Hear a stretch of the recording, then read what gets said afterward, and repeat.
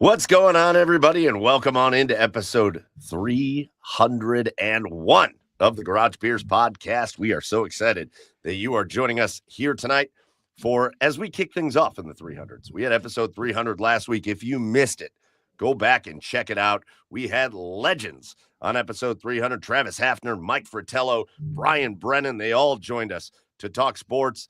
We had some beers. We had a great time. Hope you enjoyed that as well. But now it's time for us to move into the 300s, and we have got just a humongous show for you here tonight. Before we get into it, let's just make sure we call out who needs to get called out. First of all, we're brought to you proudly here on the OBR streaming network. The Orange and Brown Report is your home for all the best Cleveland Browns coverage in all of Cleveland. Plus, you get to hang out with us. We're there. We're like the black sheep.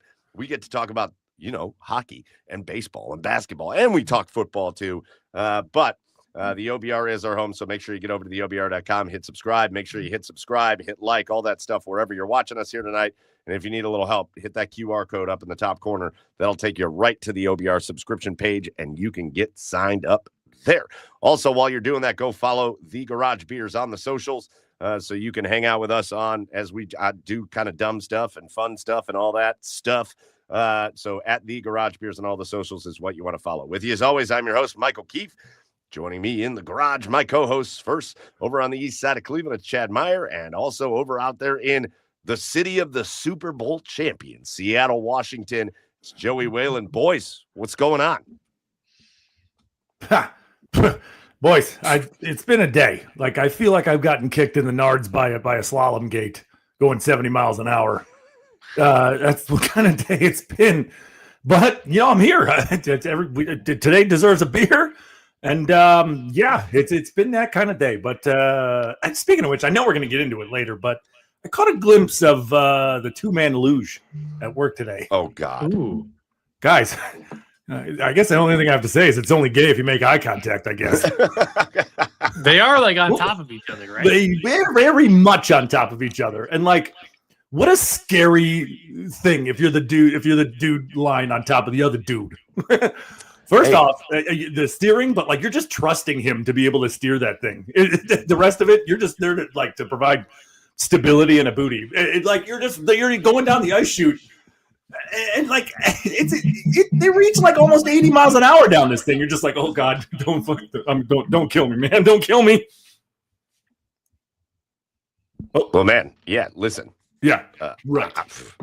I've seen videos. I've seen people have made a lot of videos about the two-man luge. I'm not sure I really get it, but we'll dive into it. We'll dive into it a little bit later. All right, deal. We're gonna have some Olympics talk. Joe, everything good with you? Man, dude, Just major. Are you feeling good? You feeling all right out there? Yeah. I had a little procedure done last Thursday. Got a little, I don't know, what do you call it? Like soy of a hernia. We're doing good. I can't like sit Is that or Is stand. that what you call it? Yeah, I don't know. I can't like sit or stand for too long. Other than that, I'm doing pretty good. It was like the laparoscopic condition of it, so it wasn't like super invasive. All right. Well, we're glad you're here, and we're right, glad you're yeah. alive. We're I glad did you're stairs alive. yesterday. That's it. It's a pretty big move. Whoa, nice. I probably would have milked that a little bit longer. I probably would have milked that longer. That's true. Well, everything's hills here. I'm stuck if not. I had to get to the bar to watch the Super Bowl. That's fair. It's a good point. Listen, big show tonight. We'll get to the Super Bowl. We'll get to the Olympics. I want to talk about these Cleveland Cavaliers. They're currently up by, 20 or something like that over the new look Washington Wizards, although I don't think anybody's really playing for them. But we'll get into all that stuff and so much more. We've got a great special guest, a Columbus Blue Jackets legend. We're going to talk to him in just a few minutes, but we can't kick anything off on episode 301 before we start with our Garage Beers of the Week. And so, boys, let's swing it around and let's talk about what we're drinking. Chad, you seem like the one most in urgent need of a drink sitting there looking again like you're in witness protection over there. So what's the Garage Beer of the Week this week? I don't want to talk about it, but what you did shoot the bit. No, let's Celebration Jesus. fresh hop IPA. That's the highest alcohol content beer I have in my fridge right now, so that's what I'm going with. Here we are. Dumped half of it out and put Everclear in the other half. It's great. We're having a good time. Yeah. I think I'm chasing it with just pure grain alcohol. All right, little Sierra Nevada. No, you can't go wrong with that. It's good, solid beer. Joe, what are you drinking out there in Seattle? Are there Super Bowl celebration beers happening? I should have looked for some of those. I should have grabbed a Rainier for tonight. That's just like the core just beer here in Seattle. No, I'm going through it. Maybe the last Christmas type beer I had. This is called the Industrial Ho Ho. Hey-o. Ho ho. From Diamond Knot Brewing Company in Mukilteo, Right. Washington. Nailed it. 100%. Something like that. Apologies if I mispronounced that. This is an 8.5% winter ale. It's not a Christmas ale. It's a winter ale. So it's, darker. All right. Verdict. Oh, it's good. Verdict. All right. Yeah, it's definitely more like, it's like a heavier, like Sam Adams winter lager. Like much heavier. It's like a stout version of that. It's good. Hell yeah. Can't go wrong. We're still in winter. Although yesterday it was like 40 something here, and I about ripped all my clothes off when I went outside. It was great. Gonna be that same way again this weekend. Look, Gregory said it in the comments. Nice to finally see a day above freezing. Yeah, we're with you, Gregory. 100%. 100%. Yeah, you guys have been going through it. Although again, then I left work today and it was like 21 degrees. I was like, all right, cool, great. Some people having some drinks. It's a late arriving crowd for us here tonight, but the crowd will arrive. Let's see what else is going on here. Chris, giving the liver a break, giving the liver a little Wednesday break. Can't go wrong with that, Chris. Just drinking a Pepsi. Nothing wrong with that. Nothing wrong with that. Gregory says Devil's Backbone and Captain and Pepsi. So that's just a whole situation going on there with Gregory. If you're having a drink, get in the comments. Let us know what you're having. Boys, I got a beer. Was a cool can that I saw at the store. And it's a brewery that I don't think I've ever had on here before, from Alaska, Anchorage Brewing Company. This beer is called Gravestones. And I just thought the can was cool. Oh, that's sweet. Really cool can. That beer's good. Solid. It's a very cool can. It is a double IPA. It is Alaska, but it's kind of New England style, so it's the hazy style IPA. Oh, hold on, let me get branding. Garage Beers. I don't think you can even see the logo hardly anymore, but there it is. And we're gonna give it a taste. Oh, it's great, but it's also dangerous because I have a feeling there's a bit of alcohol in this. Yeah, this is a 10% beer. Oh boy! But it doesn't necessarily feel like it. It is refreshing and crisp and delicious, and I need to be careful not to have more than 2 of these, or else things are going to get weird. By the end of the show. Which you're gonna. We all know you're gonna. We're gonna get a gift text tomorrow, like with someone with a headache, waking up with a headache. Yeah, but that's just my normal morning. Oh yeah, okay. All right, those are our garage beers of the week. You get in the comments, let us know what you're drinking here tonight, and we'll flash it up here. But now it's time for us to get into episode 301 of the Garage Beers podcast, and we've got a great special guest. We're going to send it right off to a conversation. It starts with just me and the special guest. Chad had to find himself a spot that he could jump in, but he will eventually jump in, and we had a great conversation. This guy is a legend in the Columbus Blue Jackets community. Signed a 1-day contract this year so he could officially retire with the team where he did so many special things with. So we'll send it over right now to an interview that we did with the one and only Cam Atkinson. All right, if you are a hockey fan, specifically a Columbus Blue Jackets fan, then this man on the screen with me doesn't need even the slightest hint of an introduction. But I'm going to give him one anyways, because it's been a fun year and it's cool to have him back. And we're bringing him in, former Columbus Blue Jacket, just a legendary Columbus Blue Jacket, Cam Atkinson. Cam, welcome on into the Garage Beers podcast. Yeah, Mike, thanks for having me, buddy. Yeah, hey, listen, I want to start by I know I kind of said it right there, but I want to start by saying it's just good to have you back, man. It's good to have you back. Go ahead. No. It's I guess I just got excited just because this is our first time that we've been in my house with my whole family, the kids, for Thanksgiving and Christmas, and since COVID, right? So it's exciting times. Minus the weather, right? I don't think anyone could get used to this weather, but that's like you said earlier. We chose to live here, right? We love it. We love being in Ohio, and it's good to be home. Like when we get baseball players on or we get football players that grew up in Florida, I expect the weather conversation to come up. But hockey players, this is what you do. This is it. This is cold weather. You do this. Yeah, I mean, it's we do play in the wintertime, right? That's what everyone says. But I don't know if you can ever get used to the cold. I mean, I enjoy it for a little bit of time, but after a certain part, it's I'm ready for a little bit of sunshine. Yeah. Oh, I can imagine. All right, just real quick, I see him in the background here, so I'm going to try to bring him in, and we'll see if we can actually see him. There he is. It's Chad. Hey, buddy. I found a parking lot, boys, so we're good to go now. Well, good. We're already recording, so let's just keep right into it. But, Cam, let me go back to you coming back, man. What you did is reserved for a small handful of guys that are truly meaningful to the organizations that they do it with. When we're talking about making the decision to come back, sign that 1-day, I think it's like the coolest thing in all of sports, to sign that 1-day contract and to go out with this team that you meant so much to, that it was such a gut punch for all of us back in 21 when we were surprised with the news that you weren't going to be here. But just kind of talk about that decision and what went into it and what it meant to you. Yeah, I mean, it's you talk about highlights of your career, whether it's making it to the NHL, your first NHL game, your first goal, playoffs, streaks, whatever it may be. That definitely ranks probably top 3 of my list. Just all the emotions, knowing that my career was done, finishing my career where it started, where that was always the plan all along. We just we've invested so much of our time here in Columbus. My wife and I and our kids, all 3 of our kids were born here at Riverside Hospital. Yeah. I started the Battery Hockey Academy 9 years ago. We have so many friends outside of hockey. I'm doing some ambassador work for the Blue Jackets. It was inevitable, so whenever my time was done, we knew that we were coming back here. This is home for us, and it was a special emotional night. It had all the feels for sure, not only for me but for my entire family, my parents, my brothers, obviously my wife. So yeah. Now, Cam, reading up on you, and your career has been about defying odds, right? I read that you broke your tibia and fibia back in what was it, 15 years old, was it? Yeah.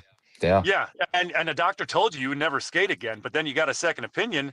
You got a bunch of pins and rods in your legs. You got a metal leg, basically.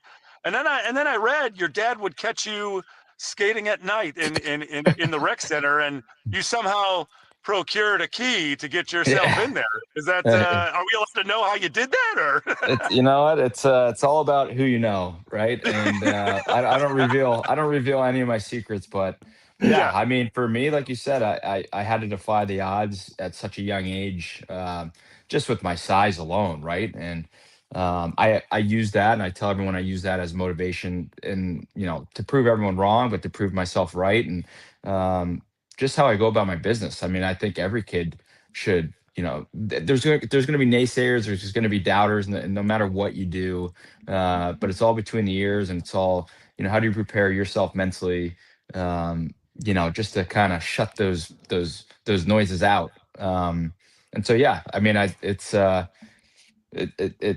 obviously I was successful, and but yeah, I embrace the naysayers. I love it, and I love a challenge, and no one's going to tell me what I can and cannot do for the most part.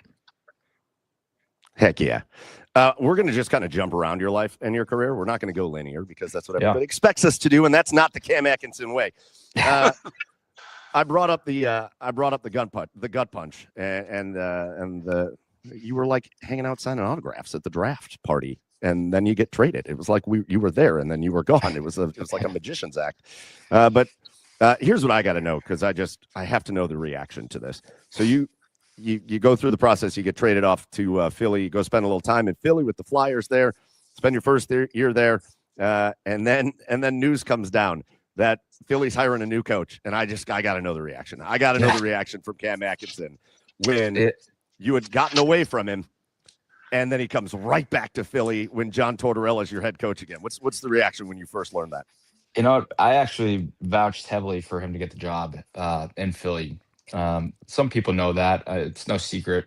It's no secret my relationship with Torts, and on and off the ice. And listen, your boss, you're never going to see eye to eye all the time, which was another challenge, right? But I embraced it, and so did he, and he pushed me to my limits. And out of my 14 years pro, he coached me, I think, 8 or 9 years out of that, right? So it wasn't always rainbows and butterflies with Torts, and I have a lot of stories, but at the same time, he when he challenged me, I feel like I always stepped up to the plate. And just one of those things that I said to you guys earlier. It's like, once he challenges me, I have to shove it right back in his face, or he's going to keep going after me. And I loved it. It's I owe a lot of my success to Torts, and he went after me behind the scenes and contract negotiations and some other things. And him and I have gotten involved with both of our charity work to, with the Flyers and the Flyers Warrior Foundation.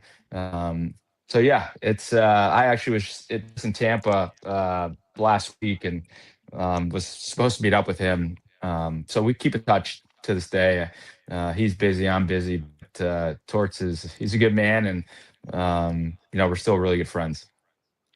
And that brings up a question in my mind. I'm just so fascinated by this, right? Like, it's no secret that under Torts, it's been some of the best seasons, probably the best seasons the Blue Jackets organization has had, right? And then you look at what Bones is doing now with this current team and how quick the turnaround was, right? Oh. And it's just, and to me, a lot of coaching in the NHL is all about the buy-in, right? Because it feels like systems don't change much from coach to coach. So like, I don't know. I guess what I'm trying to ask is do guys get a sense like right away, or sometimes does it take time about what kind of guy you're getting, whether you want to play for this coach or not? Yeah, I mean, I think every coach is different. I think it's definitely a feel out process with any coach for sure. I mean, it's no secret Blue Jackets were kind of going down a bad stretch there, and it's deflating coming to the rink every day. And sometimes when you make a big change like that, a head coaching job change, it brings in a new energy, a new life, and everyone has a fresh slate. And it doesn't matter what you've done for the organization or what you've done this year alone or what you did last game. It's like, okay, whoever's going to show me their compete and their work ethic, you're going to get rewarded. All right.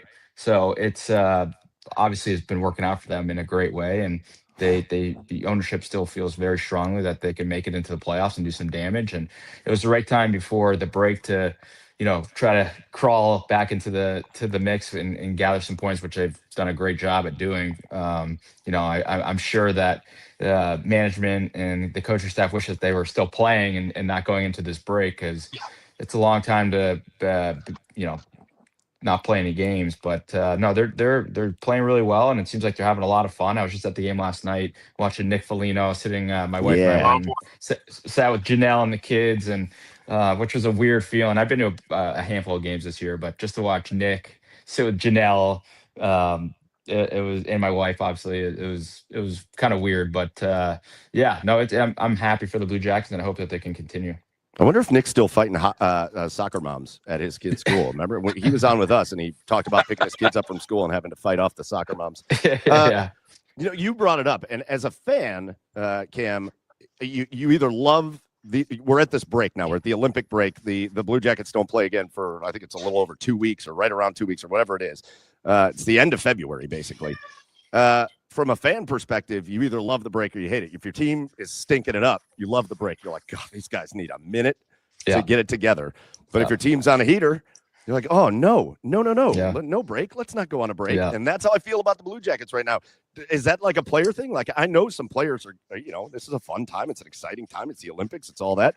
But I know some players got to be like, I don't want this break. I want to stay on the ice. I mean, you hit it on the head. There's two ways you can view it. It's one, your team isn't doing so well, and you're like, just get me to this break. We need a clear our minds, go on vacation, just get out of the state, go someplace warm. And then there's that when the Blue Jackets are on a 8 or 9 game heater, and you're like, oh wow, like we want to continue to play and gain points while we're still hot, and so yeah, it's a fine line. But yeah, you just hope that when the break ends, that they continue where they left off. Yeah, especially at this point, right? Like February is like the doldrums of the NHL season, right? It's like when you're at 30, 40 games left, it's like, all right, can we just can we get this along?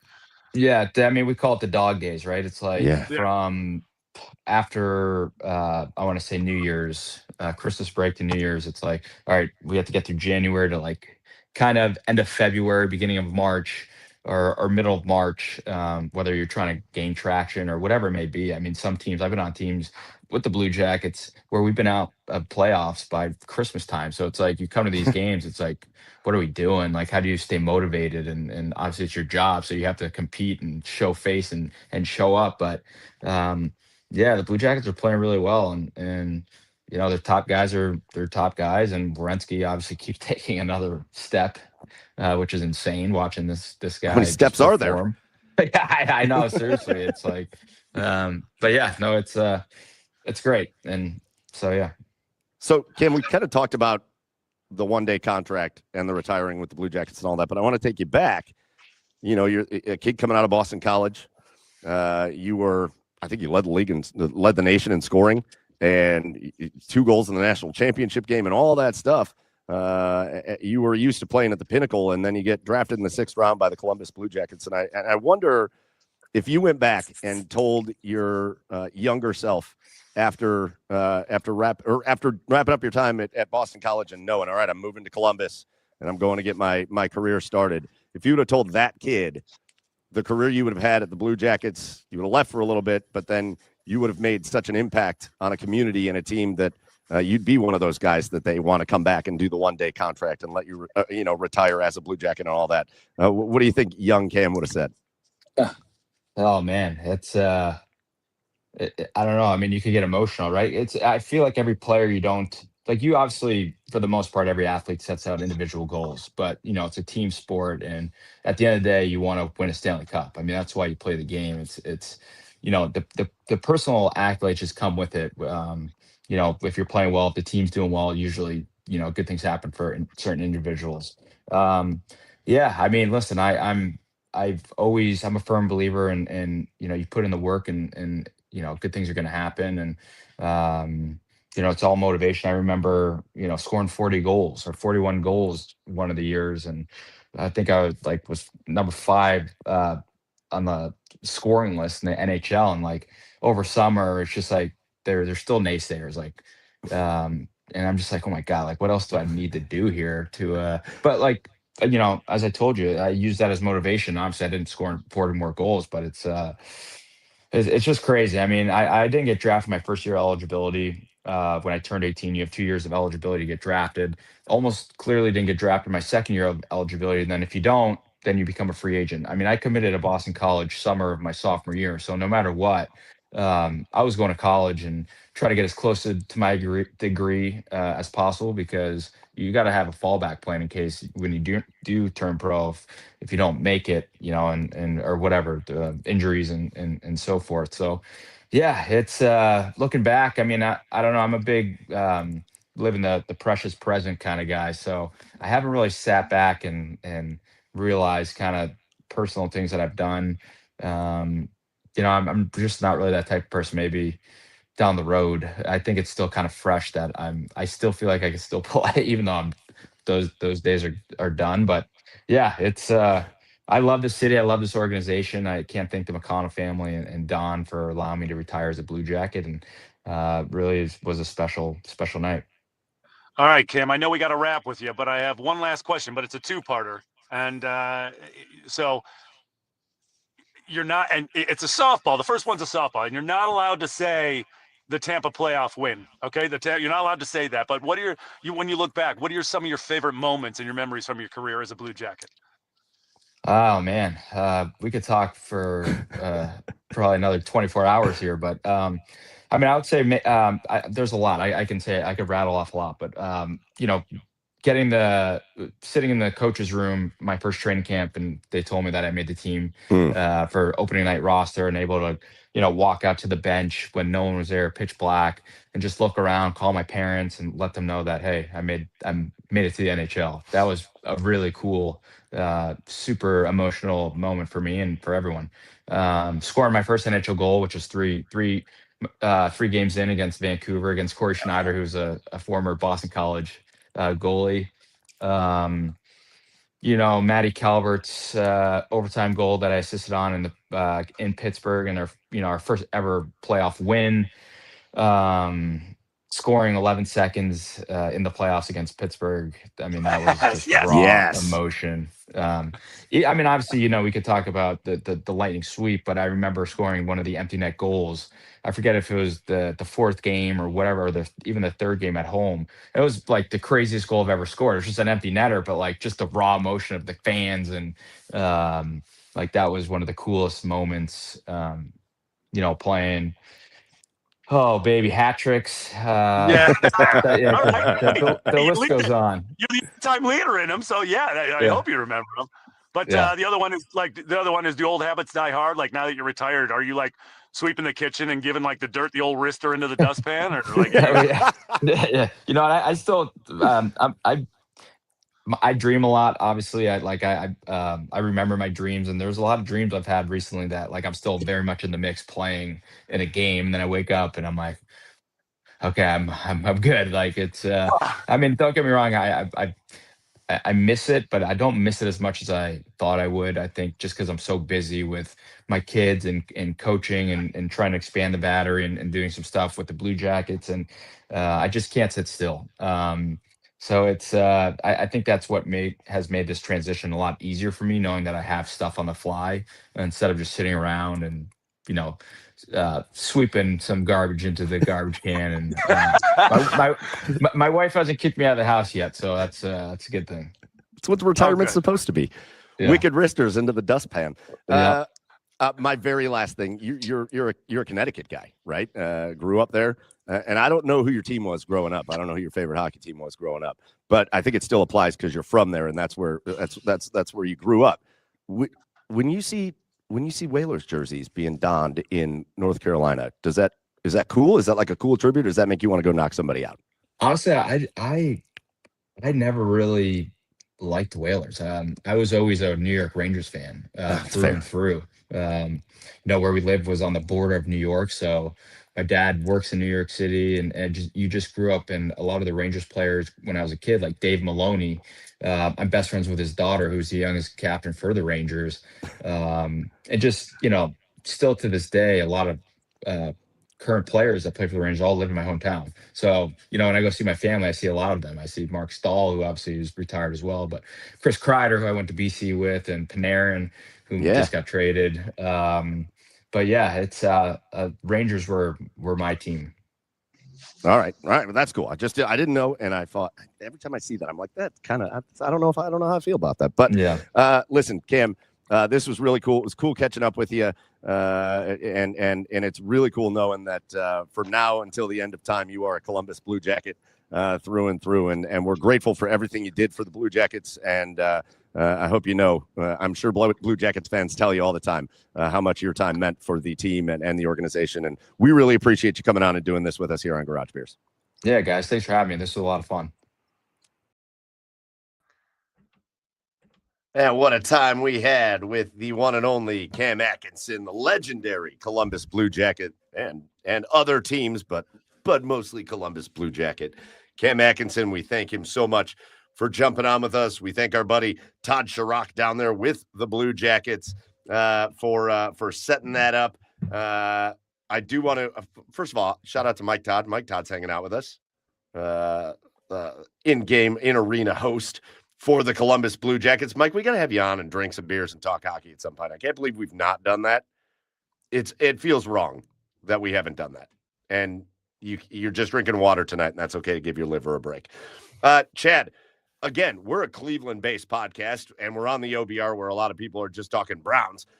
So we got at least one question here that I thought maybe you could enlighten the people on what kind of a legend Cam Atkinson is. What kind of a legend this dude is with the Columbus Blue Jackets. Chris asked it in the comments, said, what position did Cam play? So maybe for the people that aren't big hockey people, that are just here hanging out, drinking beers with us, and that aren't really well aware of Cam Atkinson, can you give a background, Chad? Mr. Atkinson, Cameron Atkinson, that is from Connecticut. He was born in the no, I'm just he was. You're going way back. Wow. No. Cam was a right wing. He was, obviously he played to the right of the centerman, and his job was to push the pace up the ice, right? I mean, but he went with Cam. He prided himself on being a 200-foot player, which means he played well on both ends of the ice, and he did for the most part. And Cam, he had, I think his best season was 75 points, something like that, and when it terms of the Blue Jackets is really good, but he's also the all-time franchise leader in hat tricks, also the franchise's all-time playoff scorer with goals, assists, and assists. And he was just beloved by Columbus down there just because of his work ethic, right? You know how we have in Cleveland, like the one of us meter is just off the chains. That's what Cam was. Cam was a guy that just brought his lunch pail every day to work, and it paid off for him. Right, just another undersized guy in the NHL, because you see that a lot in the NHL. Another undersized guy, 5'8", but just with a motor that wouldn't quit, and it paid off for him because it paid off for him to the tune of, I think it was 12 seasons in the NHL, 13 seasons in the NHL, but the majority of them was with the Columbus Blue Jackets. So he was very beloved with that fan base and with that organization. Great question here from Sean, who wants to know, how does one get a quote unquote point?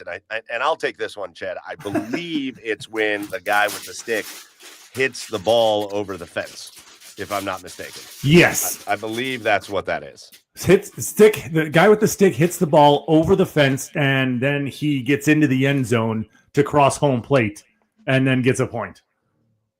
So hopefully that cleared that up for you, Sean. hopefully that cleared that up. So anyways, big, huge thank you to Cam Atkinson, to Todd Chirac, to the Blue Jackets, just being the best. We miss them, although we've got fun things to talk about in their absence. The Blue Jackets currently on their and the rest of the NHL on the Olympic break. So I believe the next Blue Jackets game is February 27th, if I'm not mistaken, because a lot of players like Blue Jackets players, Elvis Merzlikins is over there playing with Team Latvia. Zach Werenski, geez, oh Pete, losing my mind, is over there playing for Team USA, which they're going to get started here soon. So they're on the Olympic break. Tomorrow? They're the only two. Yep. I bet you everybody else is on vacation right now on a beach somewhere. As they should be. As they should be. Yep. But listen, after the rush they put on, let's talk about real quick the rush that they put on heading in to this Olympic break, because things were not going well for the Blue Jackets this year. Remember the way they ended last year? One point basically away from a playoff berth. They needed a loss from Montreal at the end of the year, and they couldn't get it because I can't even remember who Montreal played, but they rested everybody. Was it Ottawa? I think it was Ottawa. And they rested everybody, and Montreal beat them, and it was like, great. Yeah. It was Jim Sorgi and the Browns needing him to win all over again. But it felt like that momentum that they built last year was going to carry over. They had the Stadium Series. It was just everything was Blue Jackets last year. Yeah. And it felt like that momentum was going to carry over. And then it did not. It did not. And they finally pulled the plug. Just to kind of give you a recap, they pulled the plug on Dean Evison. They bring in Rick Bowness. And I'll tell you, I was concerned. I'll be fully transparent. I didn't love it. Not that I didn't love that they got rid of Dean Evison. It wasn't that I loved that either. I didn't know. I was like getting rid of Dean Evison and then bringing in a 70-year-old guy who has kind of been this kind of developmental coach throughout the course of his career, but he's not been he's never won the cup as a head coach. I was concerned. I was concerned about the direction of where you're going. This is obviously not a long-term solution, or at least I would imagine it's not a long-term solution. And then what do? They win. I think they've lost 2 games. 10-1. They've been 10-1 since they hired him. They're just one. Just that one loss to Ottawa. It was just a 1 loss. 10-1 since they brought in Rick Bowness. When you listen to the players play, I think all you got to do is listen. I don't want to talk bad about Dean Evison. Man, he became a friend of the show. We had him on for a great interview. One of the most fun interviews we've had, talking musical theater and such. But I think all you got to do is listen to Team Latvia goalie Elvis Merzlikins. He gets asked, I think it was Jody Shelley asked him after one of the games, what's changed? And he goes, well, the coach. Yeah. That was the response. But I don't know, boys. I kind of asked Cam about it in that interview. They go on this heater. They're 10-1 in their last 11. They're doing something they couldn't do all season long, and that is they're winning regulation. They're winning in regulation. They're not giving points to the other team. And then they get this break, this basically month away from hockey. So I hope they are on vacation. I hope they're enjoying their time. But what's the challenge here? You've got a coach that's only been around for a few weeks. What's the challenge here, boys? Okay, you've climbed back into the thick of it. They are the Blue Jackets are now right directly in the thick of it. How does a new coach still gelling with this locker room get them to come back after such a break and continue to play the way they did before they went off? I don't think it's a full month break. I think they require It's close. I think they required like 1 week or maybe like 10 days, like in line with what the All-Star break would have been. But I think they can still practice the other 2 weeks. Okay. Yeah, I just mean games. I just mean in games. And again, it's not a full month, but it feels like a whole damn month. Point being with that though, like, yes, everyone gets their break. They get some well-deserved rest. But then you get like 2 weeks of kind of a mini preseason with your new coach. Like, yes, you had a ton of momentum going into this break, but also like you do have this opportunity to really build on those relationships and gel further with the coach. Maybe really install some more of like Rick Bowness's game plan and methodology to the players. Like, I actually think it's a good opportunity for the break. So I'm looking at it from a little bit of a different lens. 6 freaking years into this show, 301 episodes. I think that's the best answer you've ever given on anything. Now I'm all jazzed up. Now I'm like, oh shit, that makes a lot of sense. I'm jazzed. I don't know. No, that's number 2. Forbidden mouthwash is number 1. Forbidden mouthwash is number 1. Forbidden mouthwash. This is number 2. Oh, and the Fritos of beer too, I think. Yeah, Talladega Nights is the best sport. Oh, we should do a Joey highlight reel. But Talladega Nights is the best sports movie of all time. Not wrong. Hey, Happy Gilmore 2 is pretty close. Oh, Jesus Christ. You're going to give me a hernia. Hey, listen, I mean, I don't know that you really do have anything to worry about, right? Because just in a matter of hours, Dean Evison was gone. And in a matter of hours, Rick Bowness was here, and he changed everything in 12 hours in one game. He changed everything. And it kept going because you saw it, because they reeled off 10 of 11. He's changed so much structurally that the Blue Jackets just you never even really saw. Torts is probably the closest coach that you've seen this with. The Jackets were giving up the front of the net so easily, right? They don't do that anymore. That was like the one main topic, that one main thing that Bones came in to do. Can I stop you as you go through this though? Because what's a coach say to a bunch of NHL players to get them to stop doing that? Stop it. No, knock that shit off. But reality, like the NHL players know, we should probably not be just giving away the front of the net all the time. Well, if they know, why wasn't it fixed under Evason? I mean, if players are supposed to do that themselves, or any of the previous coaches, but sure. I don't know what's getting said, and I guess for me, the most stunning, shocking thing, I think in professional sports, coaches play very important roles in a lot of different ways. But like, what do you see in Chad out of what Bones is doing? That I think it's just so stunning to me that the players were able to take the way they were playing and say, we're going to completely change this, and we're going to seamlessly transition into the way this guy wants us to play. Like, it's been seamless.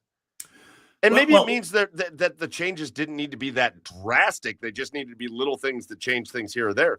But like, it is wild to me how they got like a couple practices and all of a sudden it's like, cool, this is what we needed. We're going to go win all of our games. Like, unbelievable. Well, you know, I've said this all the time in past hockey interviews and past hockey discussions, right? You know, systems don't change a ton from coach to coach. You said it in this interview. Yeah, but it's really all about the buy-in. It's all about the communication. And you just hear over and over again. I mean, you've mentioned Elvis. You know, Zach has mentioned it as well. This guy, Bones, over communicates, right? You always know where you stand with him. He's going to be straight up with you. He's going to be hard on you when he needs to be. Right. And he's going to give you a pat on the back when you deserve it. So I think it's just a lot of positive vibes, right? You know, when Bones retired from coaching, he had his best years of coaching in Winnipeg. Yes. And so it seemed that he figured Dallas. something out. You know, and he said himself, he looked at this Columbus Blue Jackets team and he said, I can help that team. You know, we all know that the talent is there, right? We all know that this team was too talented to be as bad as they were playing.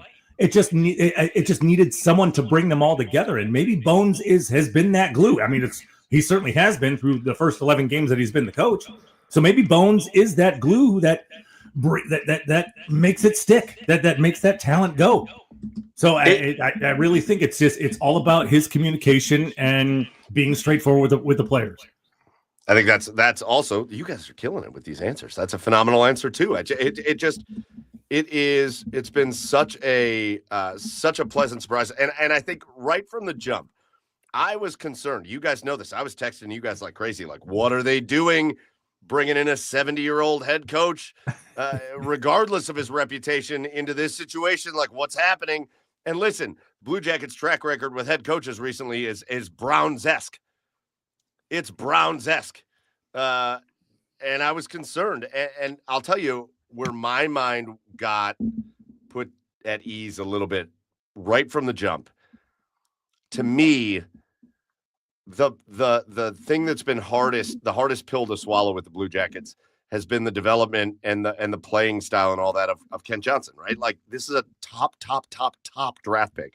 This is a kid coming out of college that was supposed to be as special as it gets, basically. And it seems like all these coaches don't know how to use him. And so his usage goes down and down and down throughout the course of the season. And then Rick Bowness comes in here. And then Rick Bowness comes in, and what happens? That very first game he coaches, I think Kent Johnson played the most minutes he played all season in that first game under Rick Bowness. And it feels like he just understood something about how to unlock these guys. And that's been the key the rest of this way. I'm not saying Kent Johnson's going to be the next greatest player, but all of a sudden it shows this level of confidence in these guys. And it feels like that's just transitioning out onto the ice. Yeah, I totally agree. I think, maybe Ken Johnson scenario specifically, like, it was just giving him a shot and just maybe taking a lot of pressure off him. Like, maybe there was really no expectations. Like, hey, kid, just go out there. I'm going to give you the most amount of ice time you've had all season and just play. And maybe that's what he needed. Maybe there was pressure happening on the Dean Evason side that, he had to do something specific. And score X points, and maybe just some pressure was taken off him with a little more time on the ice. I mean, when you have a playmaker like Kent, right? You want him to be out there and play free. You want him to use his speed. You want him to use his skill and his playmaking ability, and that's what Bones has allowed him to do. So, and it's paid off very well. Yeah, it sure has, and it's made. It's given a downside to something that I've looked forward to I look forward to the Olympics. Every 2 years, I look forward to Summer Olympics, Winter Olympics. I love the Olympics, and it's made this Olympic break a little bit more of a bummer, but I mean that in kind of a good way, right? Like, I usually look forward to let's go Olympics. Come on, I'm looking forward to it. Now I'm sitting here and I'm watching the Olympics and I'm loving every second of it, but I'm also going, can we get the Blue Jackets back out on the ice? Like, can we get them back out there playing? And we have returned to the feeling that we had for so many weeks in the second half of last year, and we've gotten to it a little earlier, and I hope that means they can transition through this break. And I loved your point, Joe, of maybe getting extra time with Bones is going to be super beneficial. But can we transition through this break? And they've also made other moves, right? Like Rick Nash gets promoted again, which only just makes sense. He's the next in line to just take over. When Don Waddell's done, it's going to be Rick Nash, right? Like, I feel like we all just kind of know that. But I feel like they are ahead of the curve now. And the other thing, last year, when you listened to the national hockey talk, it was like, man, Columbus is fun. Man, Columbus, that second half of the year, Columbus is fun. This is fun. Columbus is a fun team. Oh, but kind of like, I don't want to say condescendingly. It's not condescending, but it is very like, they're not really competitive, but they're fun. That was the talk, right? Scrappy. Have you listened recently to like the national talk on the Columbus Blue Jackets? Now it's not fun anymore. Now all these dudes are like, Columbus is scary. Yeah, that's a scary team. Columbus is scary.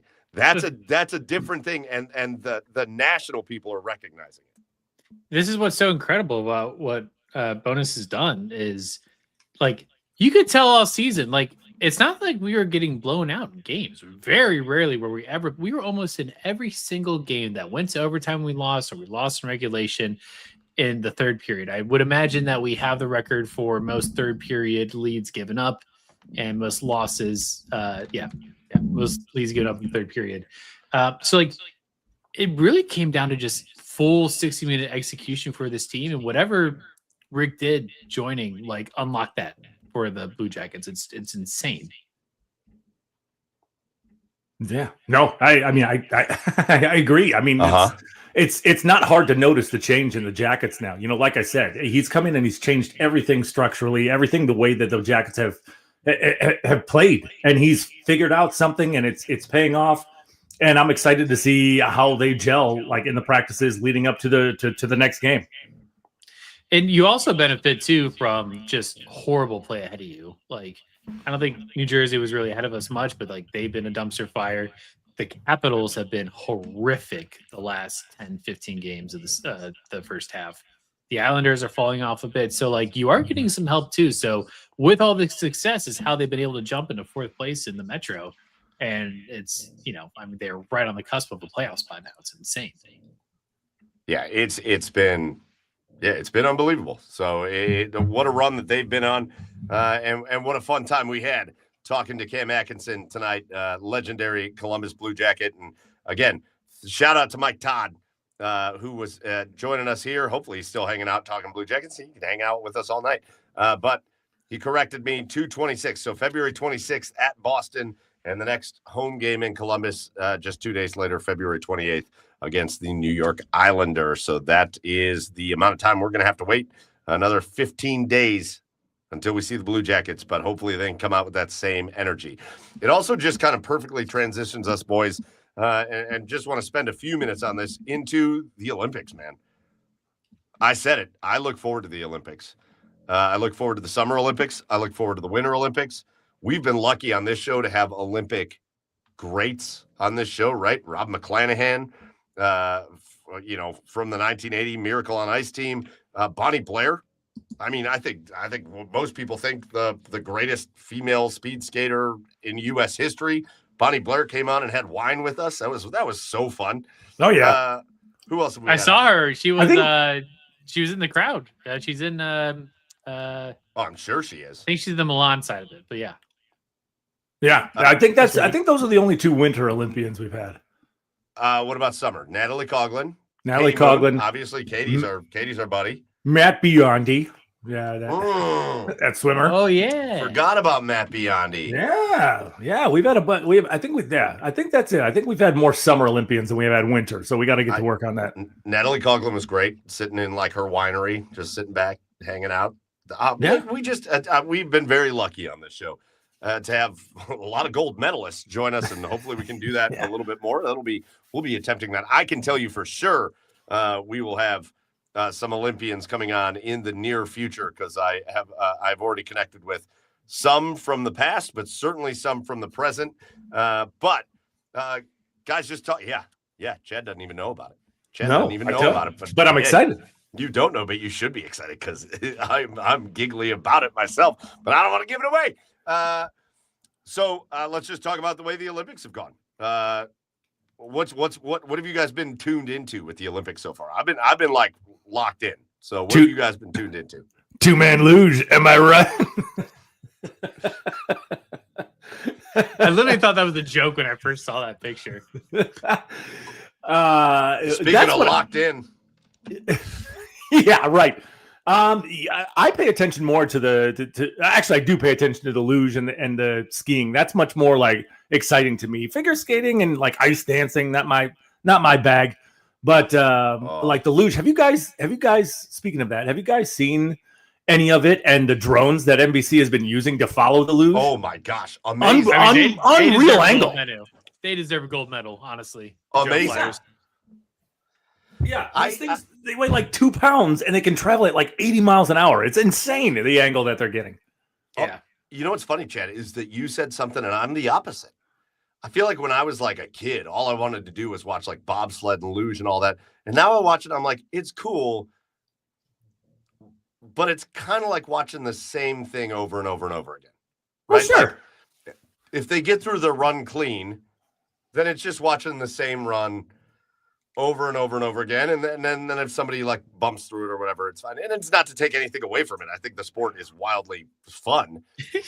But as I've gotten older, like I'm telling you, I'm going to say it. I'm going to say it out loud. There's going to be other guys that agree with me. They may just not say it out loud.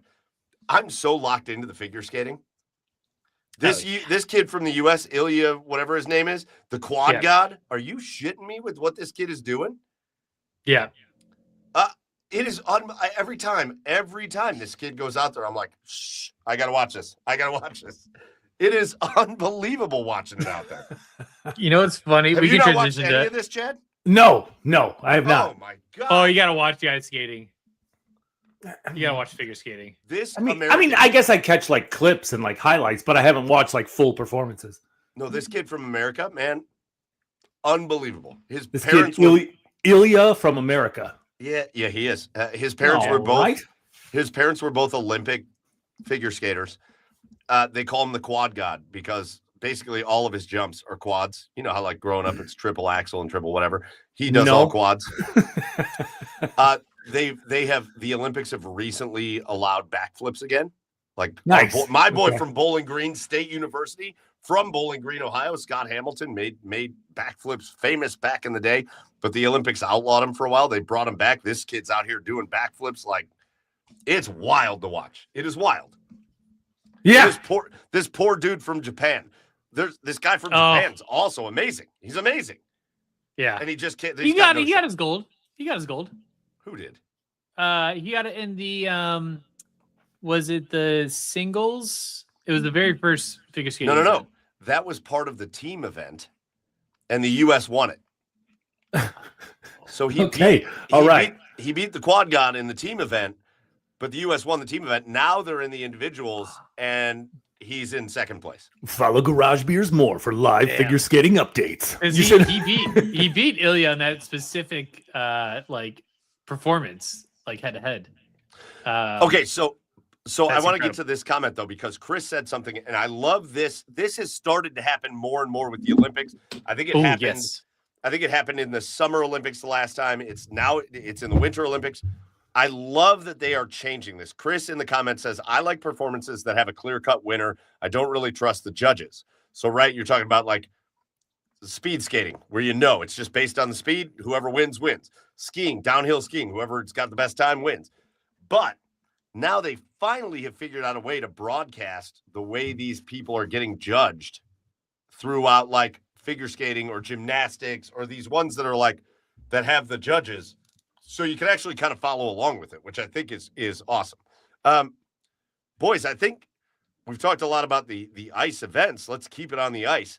One of the most enthralling things that has happened in the Olympics so far. How about curling? Yeah. Are you shitting me? With the mixed doubles curling event. Right. The U.S. this close. I know I'm wearing the Sweden shirt because of my Swedish heritage, and I will root for Team Sweden hockey, maybe even if they play the U.S., but Zach Werenski maybe changes that for me. But I was certainly rooting for the U.S. in curling. And Team Sweden, man, it was like watching Iowa play football. It was just the best defense you've ever seen in curling of all time. U.S. couldn't do anything. Right. Sweden gets the gold. U.S. gets the silver. But, man, I couldn't look away from it. I couldn't look away. Right. It was the best. It was the best shuffleboard on ice match that you've ever seen. Like people ask me, like, what is curling? What is curling? And I'm like, what? I couldn't figure it out. But it's shuffleboard. But only you can steer the damn rock. But it was this back and forth like chess match that I just couldn't take my eyes off of. It was great. Dude, I went to a college at Bowling Green. The ice arena had just a curling rink that you could just go use anytime you wanted to as a student. And did you ever try it? Hell yeah. We used to drink like Nice. 100 beers and go curling. And it was the most fun. Like, I watch it on the Olympics and I think, man, I feel so grateful that I went to a place where like on campus, you could just go to a curling rink and just jump in whenever you want. Man, I don't know what Joe's got in store for us here, but he's distracting me. Joe, what do you have in store for us? Can we put this video up real quick? Yeah, hold on. I saw this today, and it was like a comparison of the summer versus winter Olympics. And just give me a thumbs up if the audio plays when it starts. Yeah, bring it in. Okay, here we go. Who can run the fastest? Who could jump the furthest? Do you think you could teach a horse to dance? Traveling down an icy slope at 100 miles an hour. Make a single mistake and you will surely die. You and your 3 friends are traveling down an icy slope at 100 miles an hour. The steering is your responsibility. Make one mistake, and you and all your friends will surely die. Curling. Curling. On an icy slope at 100 miles an hour. At the bottom, you must do a flip. Make one mistake, and you will surely die.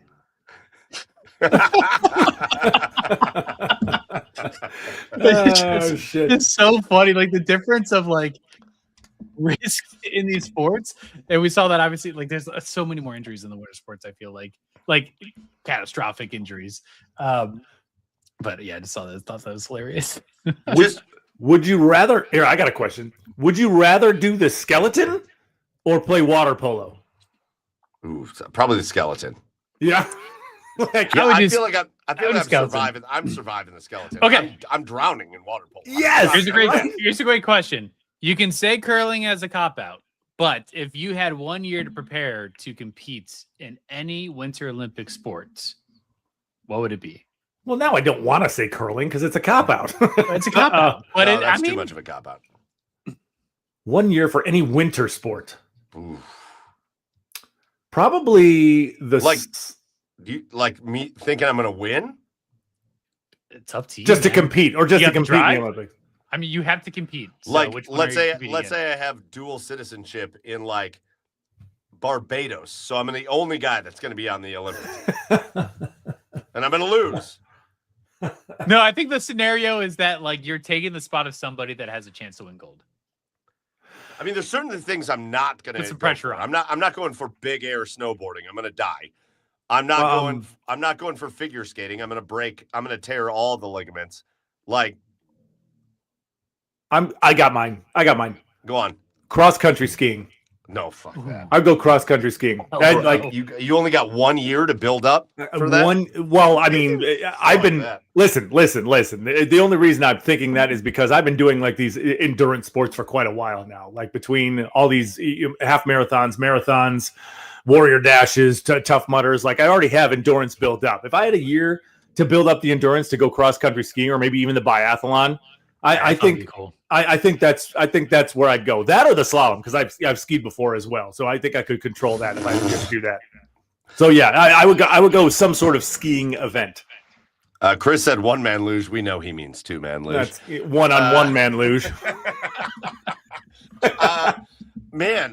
So I think 1 year to try to train. I think like maybe short track speed skating. Okay. I don't think I'm going to win. Don't get me wrong. I don't think I'm going to like train for a year and then be great at it, but like feel like I could do it. I don't the slalom. Fuck you on the slalom.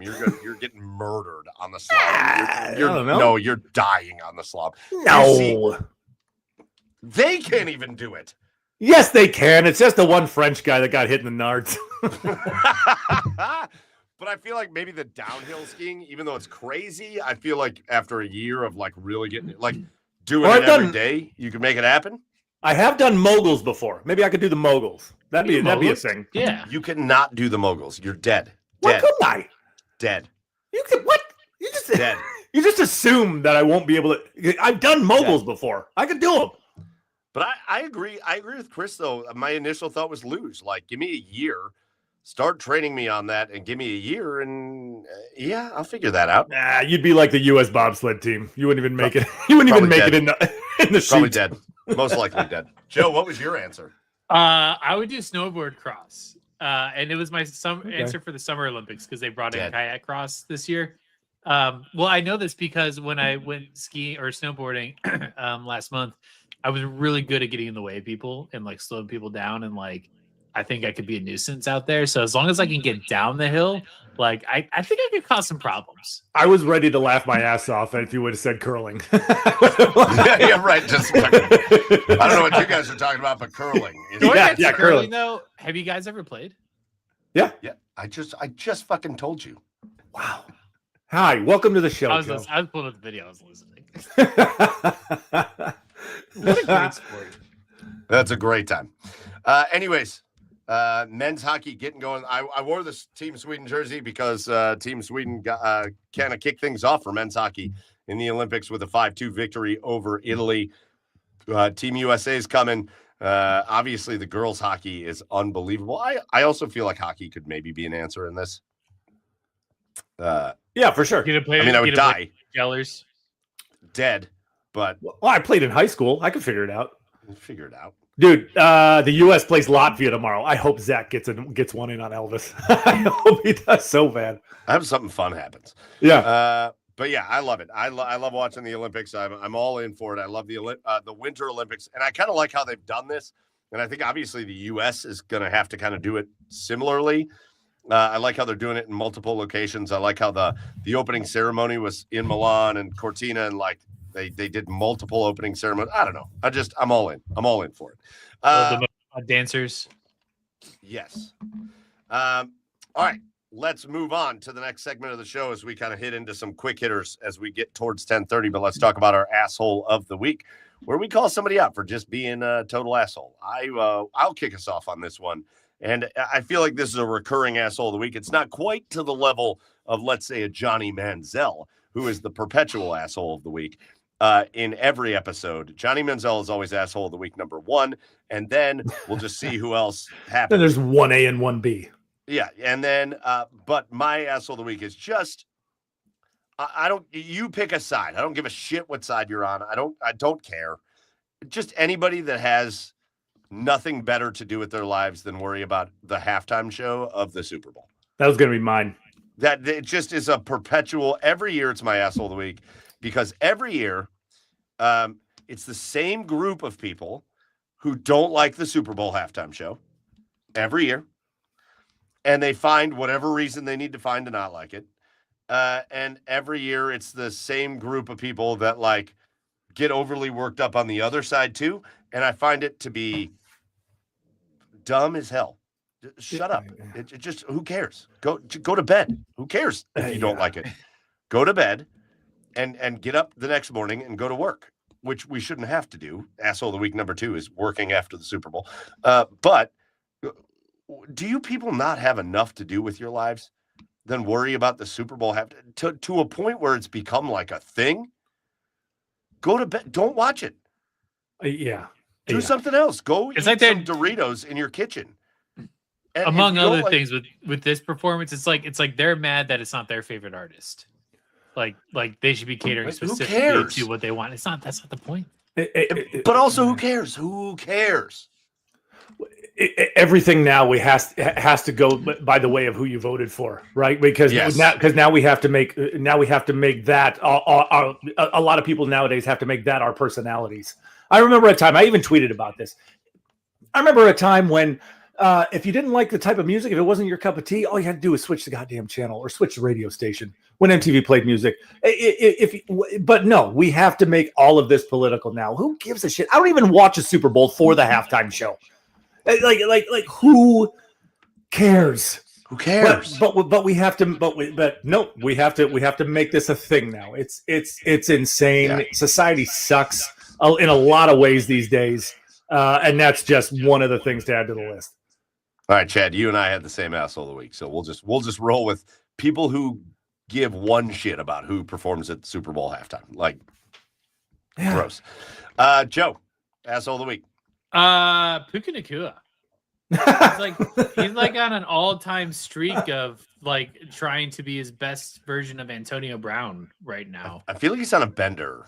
He's on a 2-month bender of anti-Semitism, being drunk in public, and chirping at Sam Darnold that just won the Super Bowl on Twitter. Like, dude, stop.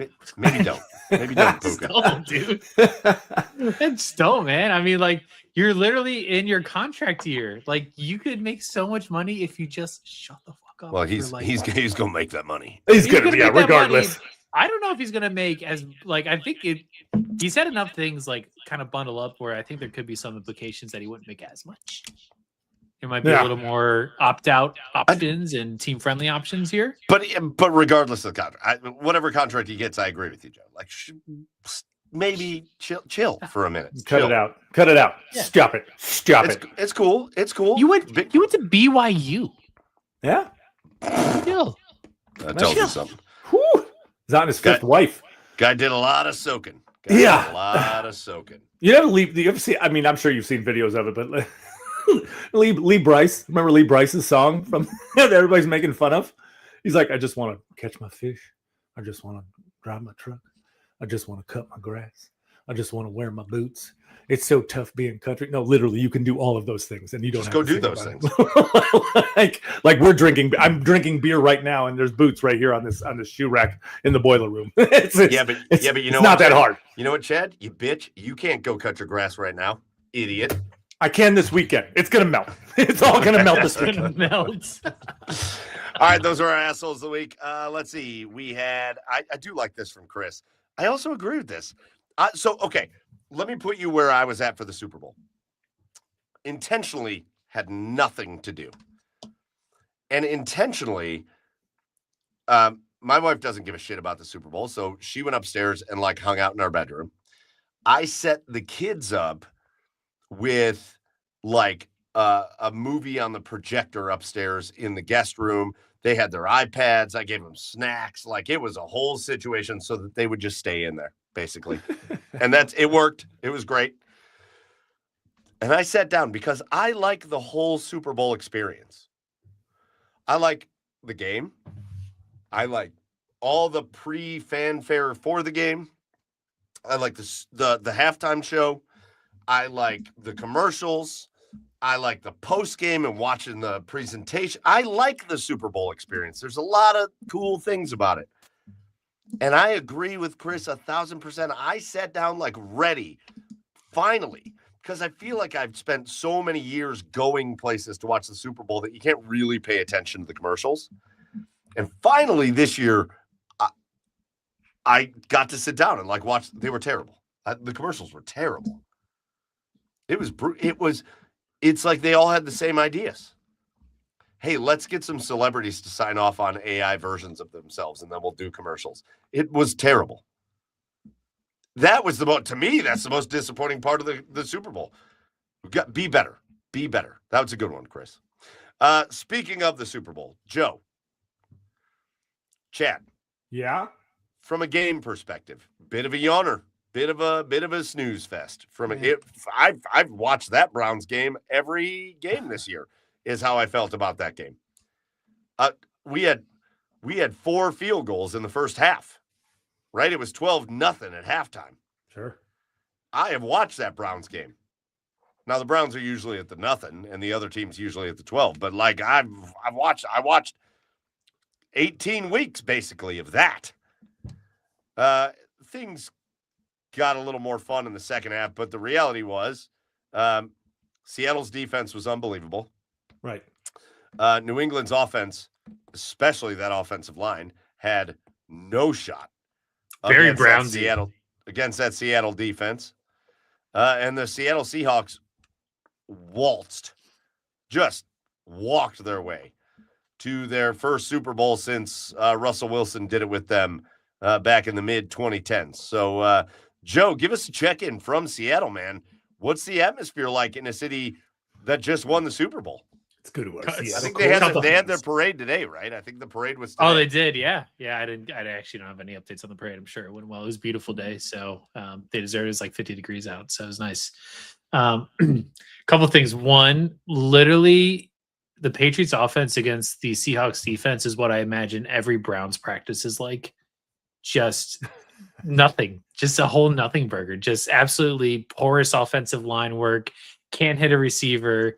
Just Myles Garrett tearing up, Shedeur, Joe Flacco in the back. Like that is like what we probably saw in practice all season.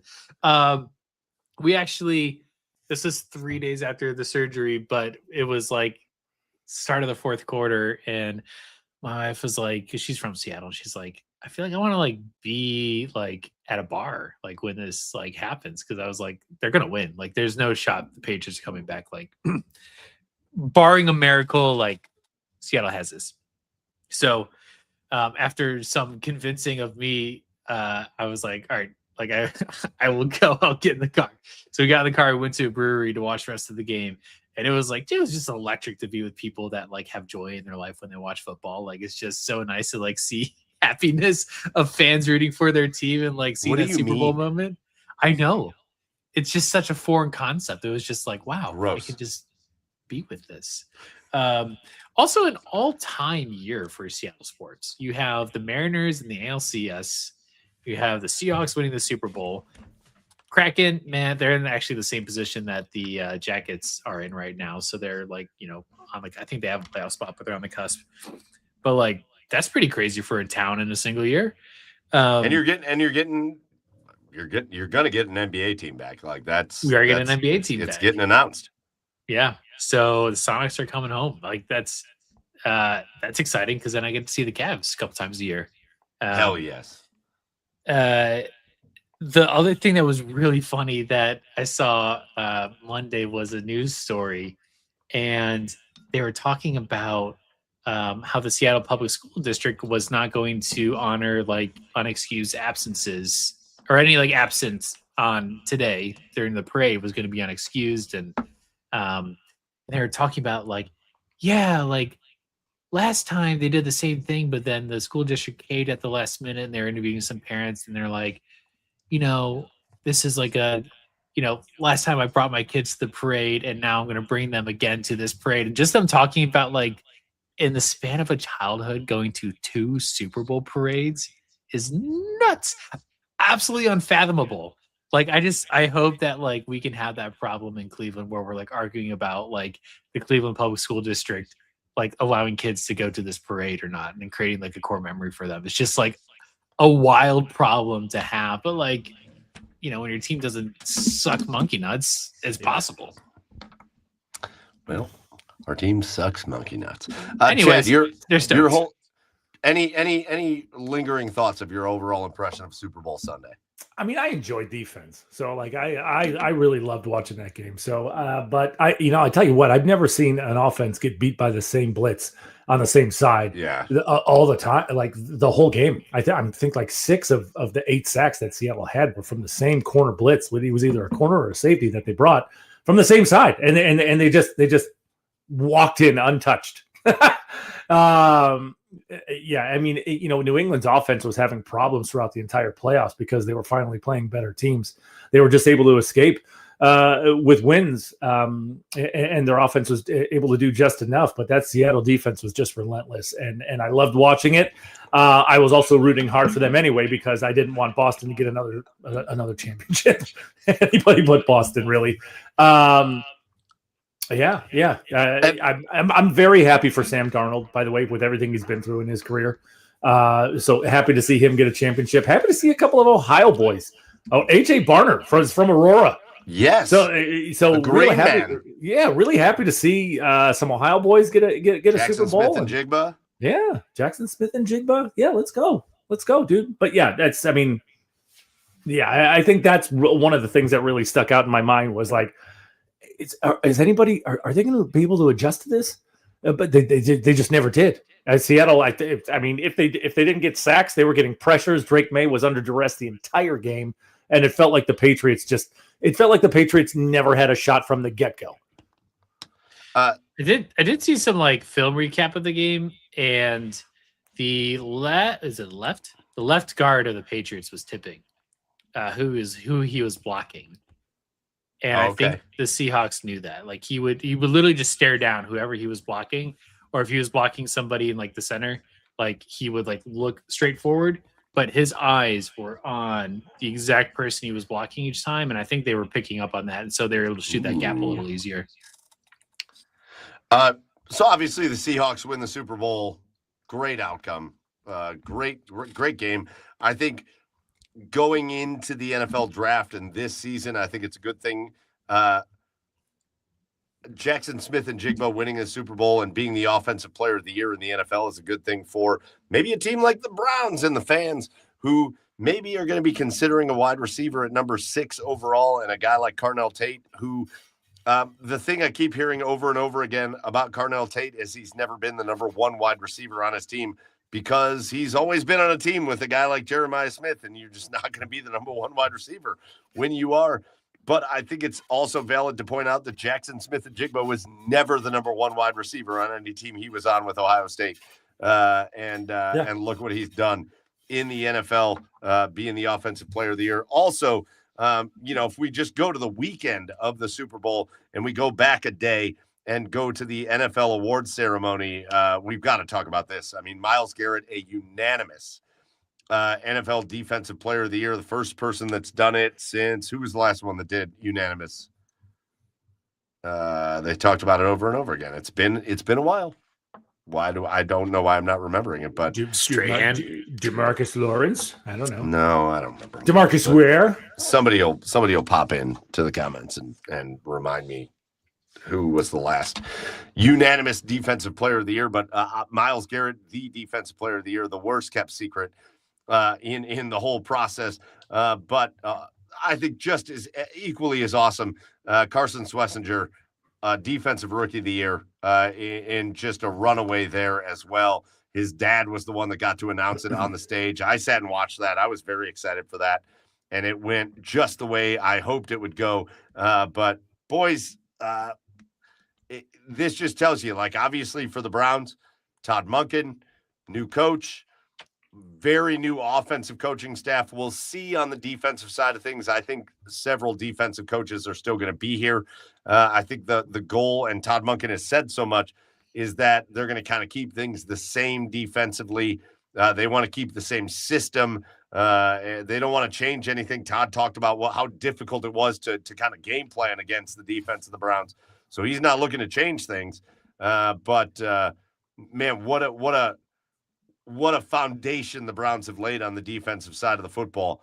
Myles Garrett, a 2-time now Defensive Player of the Year, and Carson Schlesinger, I mean, that's his rookie year, and you only expect somebody to get better from there, right? Like, yeah. I mean, jeez. And what else is Todd going to say? Like, no, listen, well, I'm going to come in. I'm going to run my own defensive scheme. I'm not going to do the same things that have made this defense successful over the last couple of years. Yeah, right. Of course. Even with Jim Schwartz gone, like I talked about it earlier too. Like, last couple of weeks, this defense is very easy to come in and coach because you know what works, right? You don't have to be Jim Schwartz, but you know what works with this defense. Run that scheme. But yeah, so I trust that he's going to find a coach that's going to be able to do that. Yeah, just wanted to give a shout out to those boys though for sure. Obviously, Myles getting that Defensive Player of the Year and Carson. I mean, it was awesome. His speech was awesome. And again, when you talk about a guy that had to climb his way up from walk-on to NFL Defensive Rookie of the Year, unbelievable stuff. So overall fun weekend at the Super Bowl, and we already talked about the halftime show a little bit, so I don't even want to. Yeah. It was JJ Watt. Thank you. Chris said it, and then Sean came in. JJ Watt. He was the last unanimous Defensive Player of the Year. Jesus. All right, boys. Last thing I have on the schedule here before we get to our cheers of the week, but we have to talk about this. Obviously, the last time we talked, we did episode 300. We really weren't able to dive too deep into this. Plus, it hadn't so much happened yet. But the NBA trade deadline comes and goes. The Cavs make a lot of moves. They trade DeAndre Hunter for Keon Ellis and Dennis Schroeder. That move has paid dividends to this point. And then the big move, the one that got everybody talking, the Cavaliers trade Darius Garland to the LA Clippers for James Harden. And boys, I'll give you my impressions, and then I'll let you go. My initial impression was I was kind of pissed because James Harden has a reputation, and we've seen it over and over and over again. And he's 36, and Darius Garland's 29, and I like Darius Garland as a person, and I want to root for Darius Garland, and I'm not sure. Before this whole situation goes down, that I really want to root for James Harden because I don't really love his playing style, and he's quit on teams before, and I didn't love it at first. And then I went to bed that night, and I woke up the next morning, and I thought, all right, let's think about this. And when I thought about it, guys, I thought, okay, every big man James Harden has ever played with has had career years. So immediately, we know the Cavs are trying to build, obviously around Donovan Mitchell, but around Evan Mobley and Jared Allen and these big men that they have. And we know what James Harden does for the big men. And James Harden is a dude that here in his 36th season is averaging, not 36th season, but age 36 season, is averaging 25 points. And what's he averaging, like 6 rebounds and 8 assists or something like that? Like, he's having a great year. And we heard on the episode last week, on episode 300, that he is a critical element of the LA Clippers contending after a terrible start. And I thought, okay, well, let's just give this a shot. Well, we've given it a shot now. The Cavaliers win on a West Coast swing.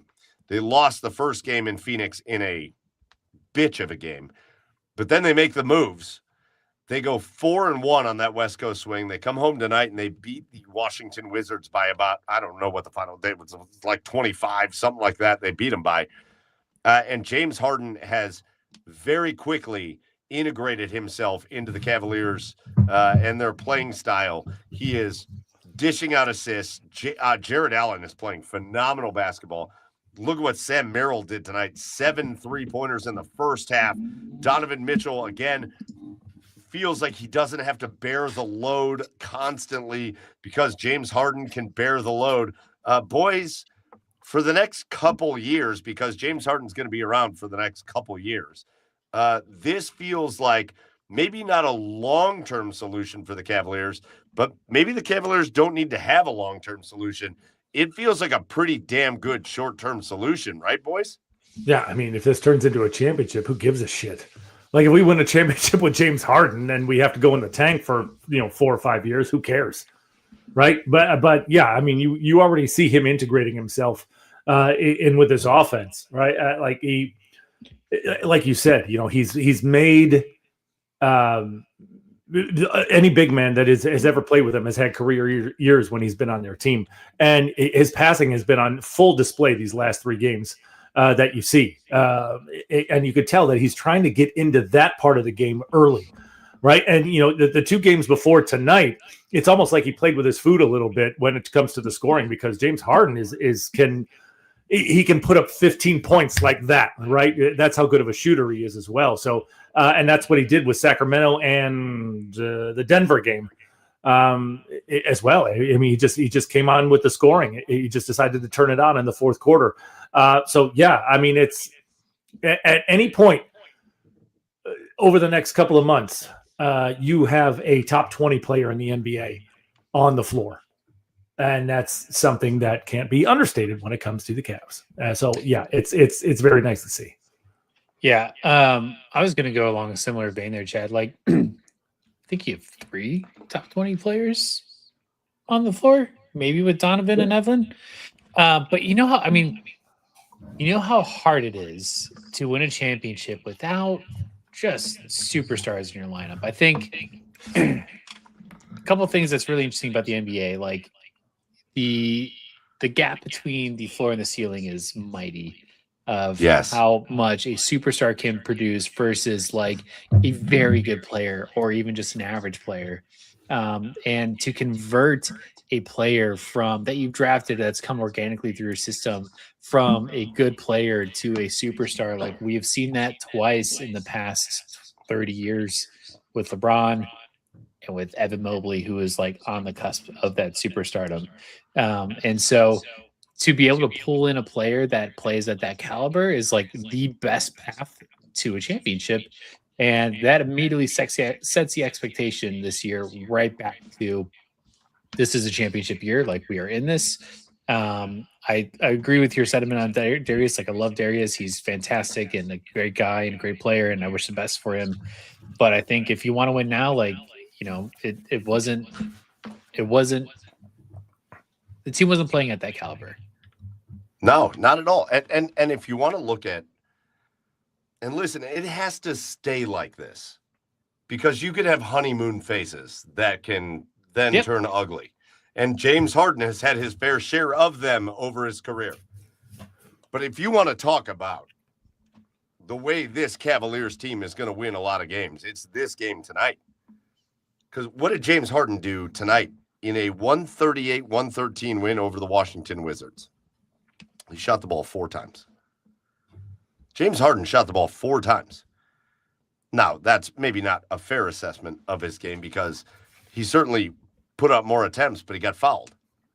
He shot 12 free throws, got to the line for 12 free throws. He made 10 of the 12.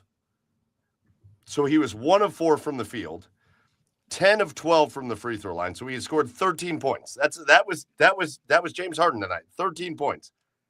11 assists and some of the most spectacular assists that you will see. He had an assist in the second half of the game, behind his back, bounce pass, in between 2 defenders to Jalen Tyson, who dunked it on the assist. Spectacular stuff. He had absolutely incredible assists to Sam Merrill during Merrill's unbelievable first half. I think if the Cavaliers, and I think some of this is going to be on Donovan Mitchell and Jared Allen and some of these guys that have been here a minute. I think Jared Allen is especially important. I think Evan Mobley, when he comes back, has to kind of take a leadership role. And he can't just be the young guy anymore, but he's got to be the star player of this team. And if those guys can just keep James Harden bought in to what they can do as a collective, then James Harden can have plenty of these games.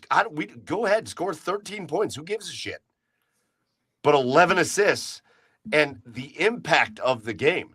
Like, this was maybe the most impactful 13-point performance because he destroyed the Washington Wizards.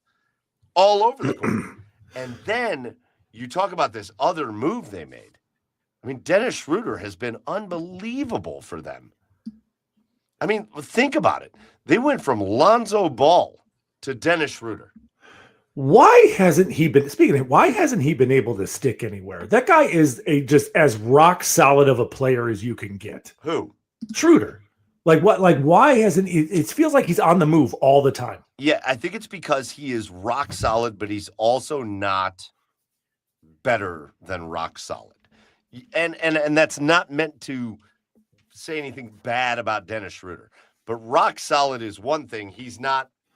It's like he's really good. He's not great. He's not elite. So what happens when it comes time to putting like trade packages together? Look at he gets good contracts. He gets he's making good money, a good lifestyle for himself, obviously. But he's not that elite level player where a team feels like they can't get rid of him. So when it comes time for a team to be like, all right, we need to make a trade to accumulate some, like the Kings.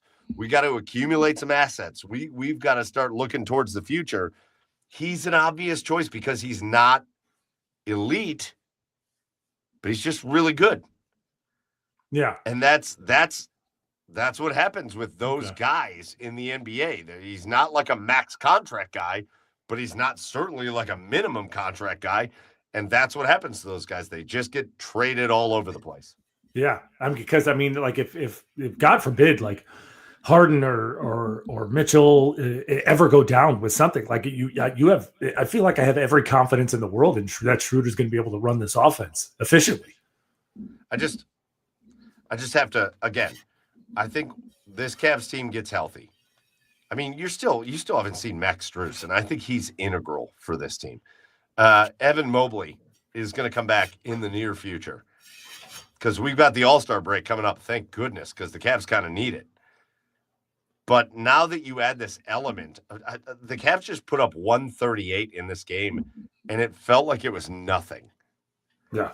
This element of having James Harden and Donovan Mitchell out there at the same time, or just kind of alternating those two guys, I love Darius Garland. I think he's here's the best way I can describe it. I think he's a guy other teams have to respect. I think he is a good basketball player. I don't mean this as a slight to him. I just don't think anybody's afraid of him. Yeah. Does that make sense? Yeah, sure. Kind of like Young Bull a little bit. Yeah, like Colin Sexton a little bit. Yeah. Man, he's great, but nobody's really afraid of him. Darius was slightly above Colin Sexton, but similar vein where it's yes, he's he scores. He's good to have in your team, but he's not taking you to the next level. Yes, he can be part of the package, but he's not the complete package of taking you to the next level. And then you watch James Harden out there, and you go, "Oh, okay, yeah." Everybody's afraid of him. That is terrifying out there. Yeah, Harden's been around, right? I mean, you heard Mike Fratello say it, and it's been on display. He just kind of feels the flow of the game, and knows where he needs to make an impact. And tonight was one of those nights where he didn't need to impact the game by scoring. Well, listen, the Cavaliers, now they go on to the All-Star break. So now we don't have a Cavs game until my birthday, February 19th. That's the next Cavs game. The Cavaliers have won their last 5, including 4 on the West Coast. Now they come home and beat the Wizards. That game against the Nuggets the other night, I don't know if you guys saw it, but it was unbelievable. You saw James Harden in full effect, hitting the step-back three-pointer to tie the game, and he got fouled, and the refs didn't call it, to tie the game, and then the Cavs win it with the Donovan Mitchell free throws at the end. But, they're playing a brand of basketball that it's a good example. Don't panic in September. End of September. Don't panic in October. Don't panic in November. Don't panic in December.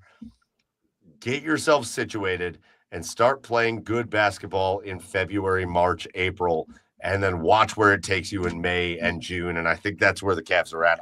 I'll tell you what, if I was the fan of if I was a Detroit fan or a Boston fan or a whatever fan. I'd be a New York Knicks fan. I'd be terrified right now of the Cavs. I'd be terrified. You artfully left out the all important January, which I think we all panicked in. So January, you can have some panic, and Yeah, what the fuck, it was Mike? warranted. That's fair. Good point. All right, boys, let's get to our last segment of the show, and then let's get out of here and let's get to our cheers of the week. Normally, it's our 3 cheers of the week, but we're going to make it 4 because I'm going to start it. This isn't my cheer of the week, but this is the coolest thing ever. It got a comment in the comments from Chris, but I want to throw it up from our buddy Chef Brian K., who drives Uber every once in a while. It said, I picked up an Uber passenger with a Browns coat that grew up here in Louisville. Never saw any YouTube Browns. You're gonna say show. Louisville? Grew up here in Louisville. It's Louisville. Nope, not in Kentucky. Here in Ohio, Joe, it's Louisville. It's a city in Ohio. Wait, do we know Chef Brian K is not from Louisville and is from Louisville? I don't think Joe knows that there's a city in Ohio called Louisville. Yeah. Sure. Up in this I area. think he's from Louisville, though. I picked up an Uber passenger with a Browns coat that grew up here in Louisville. I'm going to say Louisville. You think Louisville has Ubers? You think we're like maybe they do. Oh, I think Brian is in Louisville. All right, maybe it's Louisville. Fuck, I don't know. But anyways, I think maybe it's Louisville. I think you're right, Joe. I think I might be the asshole of the week. Grew up here in Louisville or Louisville or whatever. Never saw any YouTube Browns shows ever, or never turned on the repeat of any interview this morning. So he got on his phone and he subscribed immediately. So basically what he's saying here is he got this dude in the car and he turned on the Brian Brennan interview that we did for episode 300. And this dude just popped his phone out and hit subscribe to the Garage Beers podcast. And that is worth a cheers of the week. So Brian K, I might have messed up your story, but I'm not going to mess up your accomplishment, man. Getting more people tuned into Garage Beers is what we are going for here. Not that we care. We're not just trying to get any followers, but like organic followers like that. Love that. So shout out to you, Chef Brian K. You get a cheer of the week for bringing people in. Chad, cheer of the week. Johannes Klebo. Okay. I'm sure you've seen the viral clip of this guy, but this is that cross-country skier that basically sprinted up the hill and did a sub 6-minute mile. Unreal. Unbelievable. Like Superhuman. He's just a specimen. Something you've never really seen before. And I can't imagine the training that he does, but I mean, it put together. I rewatched it 700 times right now. What a display! Something I've never seen before. Was that cross country or is that the one where they like literally race up and down a hill? I don't know. It's cross country skiing, but I don't know if they it was like there's an event I think Where it's am new I? this year where they literally like are going just up and down a hill and they can take off their skis at certain points, like and just like run. Oh, I don't think they did that. yeah. Yeah. No, I think this was cross country, and he was just running sick. on That's with incredible, skis though. on. I can't do that on pavement. Yeah, not. I Them, don't like that on them Norwegians are basically born with skis on. So Yes. All right, so that's a great one. Joe, what about you? I'm gonna have to cheers my wife this week for taking care of my broke ass after surgery because I can get a little grumpy and she's incredible. So cheers to Maddie. Were you grumpy? Were the meds good? The meds were good until the meds don't exist, and then you get a little grumpy. I also forgot they gave you like fentanyl like during surgery, and so they told me that at the hospital, and I was like, "It's like, oh, you have fentanyl, so you should be good for a little while." And I was like, so I think Sorry, I didn't have any folds, which is good. But yeah. So So is this the a drugs thing are for good. you now, or are you just full fentanyl? No, I was back on beer, man. until the meds ran out. Hey, Maddie, do we have any more fentanyl? I need fentanyl, Maddie. And this is acetaminophen from Costco has been my lifesaver. Oh, are you? Okay, well, all right. Well, that's It's fair. Tylenol.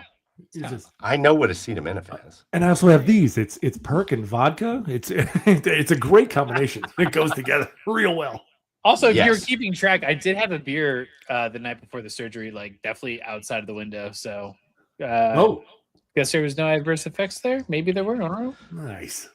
Oh, boy. I mean, we're just proud of you, I guess, is what we're trying to say. Thanks, guys. We're proud of you. Not a boy, Joey. I'm trying to pull up a picture, and it is not working here, and it's bumming me out. Not a nude, is it? No, God. All right. Nobody needs that. Yeah, I know. Oh, yes, got it. All right, my cheer. I've got a cheer of the week, and it is this girl right here who I took a picture with back in November, I want to say. But this young lady is named Layla Edwards. Not sure if you heard of her, but if you haven't heard of her, you should have, because Layla Edwards is a member of the U.S. women's hockey team over there in the Olympics in Italy. And not only is she one of their key players, but Layla Edwards, and you can see it here, just an absolute stud, just scored the first goal by a Black Olympic athlete in the Olympics. Nice. For the U.S. women's hockey team, which, by the way, the U.S. women's hockey team they are going to boat race everybody to a gold medal. Yeah. And Layla Edwards is, they came and did they did like the tour. I don't know if you guys remember this, but in November-ish, they did a 4-city tour where the U.S. played Team Canada. And Team Canada was like, they're supposed to be the number 2 favorite in the Olympics. And the U.S. in those 4 games, like here in Cleveland, I think they won 6-1. Like the U.S. just dominated Canada every time. They went 4-0, and then they beat them they beat the tar out of them in the Olympics. And Layla Edwards here from Cleveland Heights. She grew up in Cleveland Heights. She played in Cleveland Heights club hockey over there. Her family still lives over there. And she scored in the Olympics the first goal, male or female, by a Black athlete in hockey, the Olympics hockey history. And so big time shout out to her. They're going to win a gold medal. They better win a gold medal or else I'm going to riot. But my cheer of the week goes to Layla Edwards. Nice. Bam. Nice. All right, boys. Anything we missed tonight? No, I don't think so. All right. No. Episode 301, getting ready to put it in the books. I don't know why. I saw it earlier. I don't know why there weren't notifications earlier, but we'll try to work on that. But there were still a ton of people in here tonight as the show got going. So we appreciate everybody that joined us. Last thing we got to do are our thank yous. First thank you goes out to the OBR, the Orange and Brown Report, Cleveland's oldest and largest independent Browns coverage site.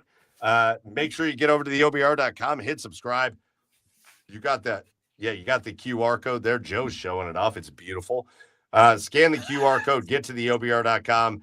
Make sure you're subscribed for all the best Browns coverage. That way for me. That way for me. I know. Well, mine's over here. So I don't know where you're looking at it, but it's also the best. It's also the best Browns community in Cleveland. So get over there, hit subscribe. We appreciate the OBR for hosting us. Next, thank you goes out to our special guest, Cam Atkinson, Blue Jackets legend, a guy that signed the 1-day contract to retire with the Blue Jackets. Also, again, want to give a shout out to Todd Chirac with the Blue Jackets for kind of setting that up for us. No better way to get into the episode 300s than to have Cam Atkinson on. He was awesome. So big shout out to him. But as always, our biggest thank you goes out to all of you, everybody that joined us here tonight. Chris, Brian, everybody that was in the comments, Sean, we love you guys. We appreciate you. Remember, as always, if you can join us live, that's the way to do it because you can take part in the conversation Wednesday nights at 9 p.m. If you can't join us live, remember, you can always catch us on YouTube, Twitch, on demand, or you can get over to wherever you pick up your podcast, Apple, Spotify, whatever, and you can catch us there. That's going to do it for episode 301. For Joey out in Seattle, Super Bowl Seattle. For Chad over in the dank-ass basement on the east side of Cleveland, I'm Michael Keefe. We had a great time with you tonight. We'll see you next week for episode 302. Until then, as always, Cheers, everybody.